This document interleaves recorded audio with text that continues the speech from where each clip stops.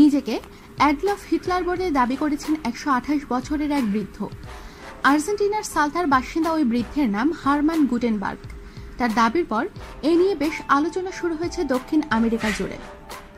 এল প্যাট্রিওটা নামের এক সংবাদপত্রকে দেয়া এক সাক্ষাৎকারে তিনি এই দাবি করেন। তার দাবি, 1945 সালে দ্বিতীয় বিশ্বযুদ্ধের হারের পর তিনি জার্মানি ছেড়ে আর্জেন্টিনায় চলে আসেন। শুধু তাই নয়, বদলে ফেলেন নিজের পরিচয়। জার্মান গোয়েন্দারা হারমান গুটেনবার্গের নামে পাসপোর্ট বানিয়ে দেয়। কিন্তু সবাই জানে, দ্বিতীয় বিশ্বযুদ্ধের পরাজয়ের পর 1945 সালের 30 এপ্রিল আত্মহত্যা করেন হিটলার। কিন্তু বৃদ্ধের ওই দাবি নতুন করে ভাবাচ্ছে বিশ্বকে, কারণ তারও দাবির পক্ষে যে কিছু সমর্থন রয়েছে। 2016 জুলাইয়ের এবেল বোস্তের লেখা হিটলার ইন এক্সাইল নামে একটি বই প্রকাশিত হয়। ওই বইটিতেও দাবি করা হয়, দ্বিতীয় বিশ্বযুদ্ধে নাৎসি বাহিনীর পরাজয়ের পর হিটলার আর্জেন্টিনায় চলে আসেন এবং সেখানে 10 বছর আত্মগোপন করে থাকেন। এরপর তিনি প্যারাগুয়ে চলে যান।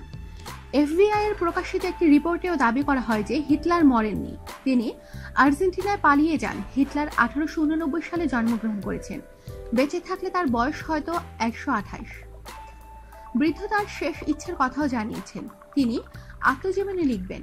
তার বিশ্বাস, এই আত্মজীবনী বিশ্বের মানুষের কাছে হিটলার সম্পর্কে অনেক ধারণা পাল্টে দেবে।